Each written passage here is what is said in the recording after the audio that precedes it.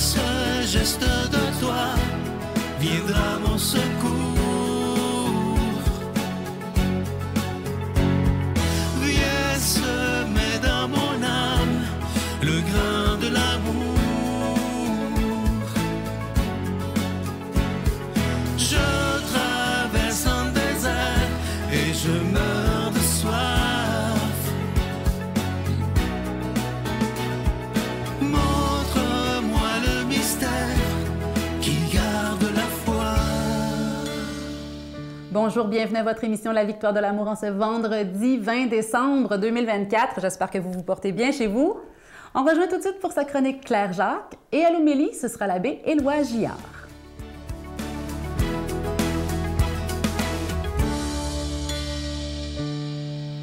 Bonjour mes chers desserts.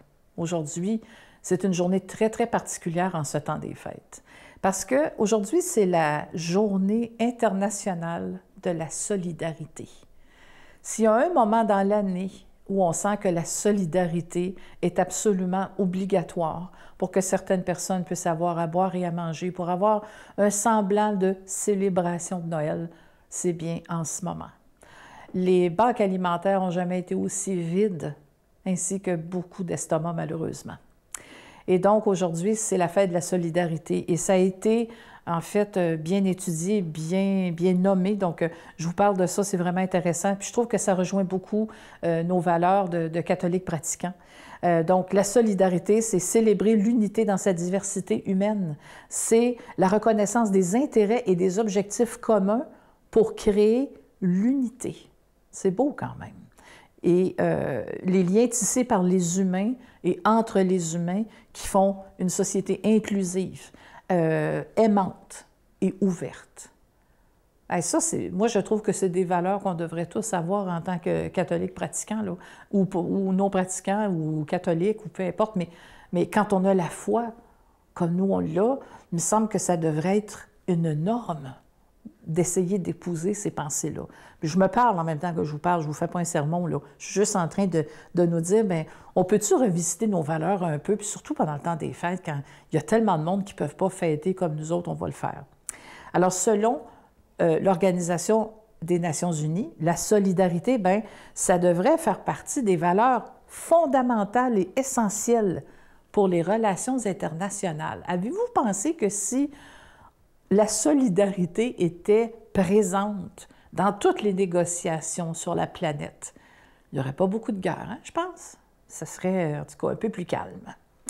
En tout cas, pour que la solidarité, selon l'ONU, ça devrait être essentiel pour que l'humain puisse compter sur une gestion équitable des ressources, hein, puis du partage équitable, pour que bien, les coûts de tout ça, ça soit réduit à un minimum et que les bien nantis puissent aider les moins nantis. Tout ça, on dit, ben oui, oui, c'est faisable, mais est-ce que dans la réalité, c'est ce qu'on fait?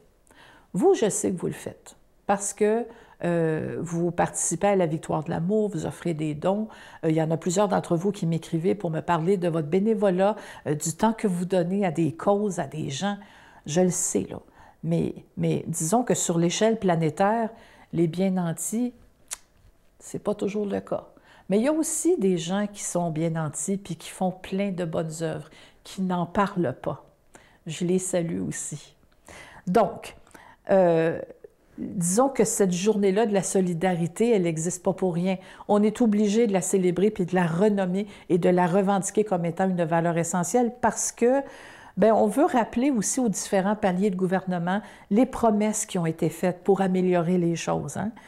Et mettons qu'on parle de solidarité dans la prière. C'est formidable quand on dit à quelqu'un « Je vais prier pour toi, puis je vais en parler à ma gang, puis on va prier pour toi. » Il y a une solidarité là, spirituelle et qui fait du bien au cœur, juste de savoir qu'il y a des gens qui pensent à nous. Et ce que ça fait en bout de compte, c'est qu'au lieu d'être solitaire, on devient solidaire.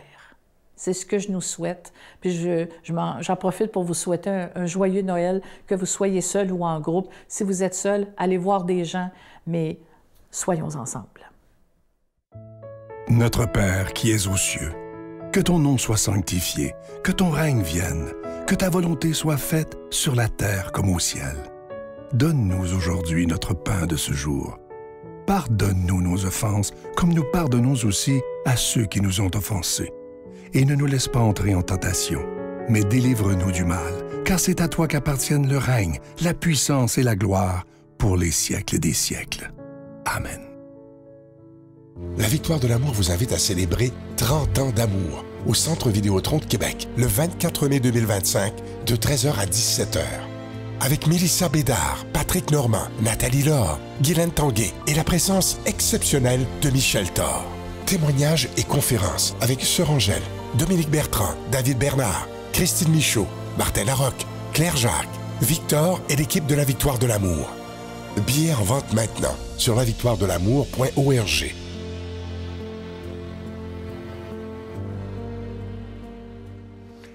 Je suis tellement heureux, encore une fois, de vous parler de ces magnifiques cadeaux. Je vous en parle depuis le Téléthon. C'est une belle façon de faire des beaux cadeaux aux gens qu'on aime. C'est des cadeaux qui ont du sens, mais en même temps, vous aidez la Victoire de l'amour à pouvoir continuer sa mission. Alors, je vous rappelle cette belle carte de Marie. Elle est absolument magnifique, en acier inoxydable. C'est le même principe que la belle carte de Jésus que vous avez tellement aimée, que vous voyez maintenant également. Ces deux cartes, elles sont déjà bénies. Je vous rappelle aussi le très, très beau bracelet en pierre volcanique blanche orné d'une petite croix en acier inoxydable et le cadeau du mois de décembre qui est le pendentif de la croix de l'Espérance et c'est orné de petits zircons, vous le voyez à l'écran, et ça inclut la chaîne. Tous ces objets sont déjà bénis. Merci de tout cœur de ce que vous faites pour la Victoire de l'amour. Merci de votre offrande spéciale de Noël parce que sans vous, on ne pourra pas y arriver, mais avec vous, on peut faire des miracles et annoncer l'amour, la paix, la joie et l'espérance. Voici comment vous procurer ces objets. Par la poste à la Victoire de l'amour, casier postal 120, succursale Boucherville à Boucherville, le J4B 5E6, ou par téléphone, par carte de crédit, du lundi au jeudi, de 8h à 17h, au 514-523-4433, ou à notre numéro sans frais, le 1-888-811-9291.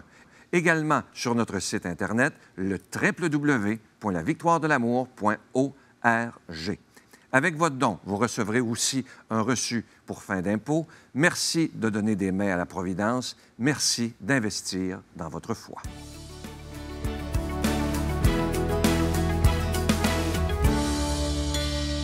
Mon Dieu, donnez-moi la sérénité d'accepter les choses que je ne peux changer, le courage de changer les choses que je peux et la sagesse d'en connaître la différence. Amen.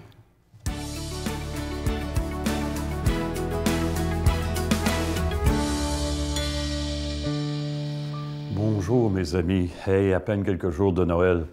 C'est le fun qu'on se retrouve ensemble.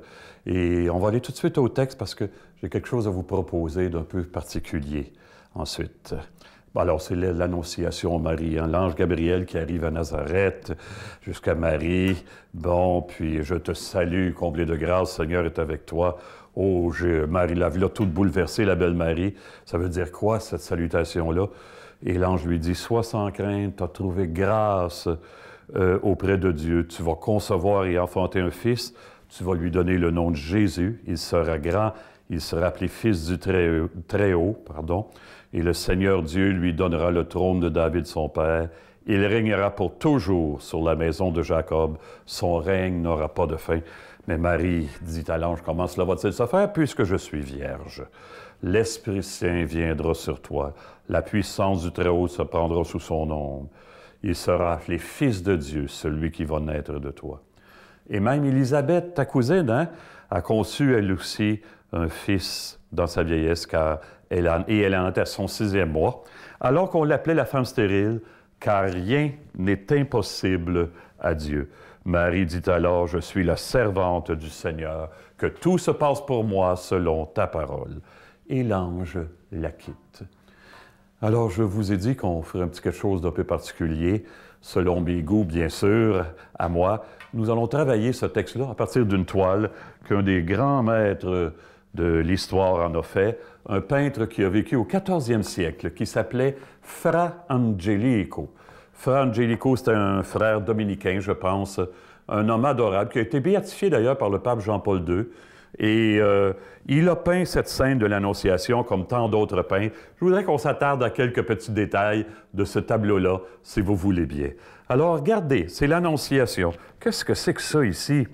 Eh bien, Fra Angelico fait démarrer l'Annonciation par le mystère du mal qui s'est introduit dans le monde, c'est-à-dire que Adam et Ève sont chassés du paradis. Regardez, ils sont chassés du paradis. Mais ça va, il n'y a pas de coupure. On entre ici dans le jardin et on s'en va jusqu'à Marie. Hein? Il n'y a comme pas de séparation sur la scène d'Adam et Ève. Et donc, c'est notre humanité blessée que Dieu vient rejoindre pour rétablir sa gloire. Ainsi, Marie est bien la nouvelle Ève, la première femme de la nouvelle création. Il y a la première Ève avec le péché, la nouvelle Ève, c'est celle-là. Et pour montrer qu'il y a un nouveau départ, regardez bien le clin d'œil que nous fait Fra Angelico. Regardez comment c'est sympathique. Qu'est-ce qu'il y a ici? Une hirondelle. Une hirondelle fait le printemps, dit-on parfois. Eh bien, c'est pour montrer que c'est un nouveau printemps dans la vie du monde. Petit détail qui a l'air de rien, mais qui révèle tant de choses. Alors, le salut nous est donné par Jésus, mais Dieu ne nous sauve pas sans notre consentement. Alors, voyez la main du Père ici qui envoie un rayon de lumière. Le Christ est la lumière née de la lumière. Hein? Alors, il envoie un rayon de lumière. L'Esprit Saint est là, mais oups, il arrête avant d'atteindre Marie. Curieux, hein? Et il semble bien qu'en quelque part, c'est une marque de respect envers Marie. En quelque part, l'ange attend que Marie dise oui. Comprenez-vous? La lumière de l'Esprit Saint s'arrête devant Marie, elle attend le fiat de Marie. Elle exprime son oui par tout son corps, elle a même la même position que l'ange. Donc, en Marie, l'humanité s'harmonise avec le ciel. Voilà l'œuvre du salut. Si on remarque bien, l'ange a un genou plié. Il s'incline un peu plus bas que Marie. Avez-vous remarqué? Et donc, ça veut dire, c'est une manière de révérence. Hein? Et l'ange reconnaît en Marie l'humanité telle que Dieu l'avait rêvée. Et regardez la voûte céleste bleue et la robe bleue de Marie. C'est comme si, en quelque part, hein, elle est revêtue de la gloire du ciel. Oh, il y aura plein d'autres détails, mais qu'en pensez-vous? Quand on s'arrête pour admirer d'un point de vue spirituel, il n'y a pas de limite à la vie qu'un tableau comme ça peut nous transmettre.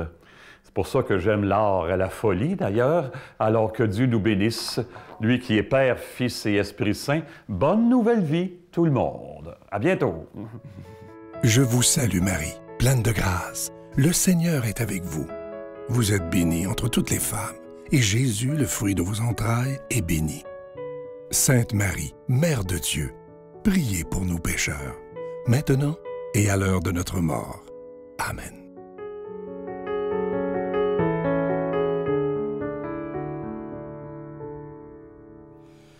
Chers amis, prenons le temps aujourd'hui et pour les jours qui restent avant Noël d'accueillir un peu plus le Seigneur Jésus qui veut venir à nous, dans la crèche de nos cœurs, dans nos imperfections, là où nous sommes réceptifs. Prenons le temps de descendre à l'intérieur de nous intérioriser aujourd'hui, puis de dire au Seigneur, viens Seigneur Jésus, viens dans ma vie, viens faire grandir l'amour en moi. Je vous offre la magnifique carte de la Vierge Marie. Elle s'adresse à nous. Mon enfant, je suis toujours près de toi. Je t'aime. Bonne journée. L'amour, c'est pas se battre, c'est pas argumenter, c'est pas être accueilli. L'amour, c'est être accueilli, célébrer, écouter. Ça, c'est de l'amour.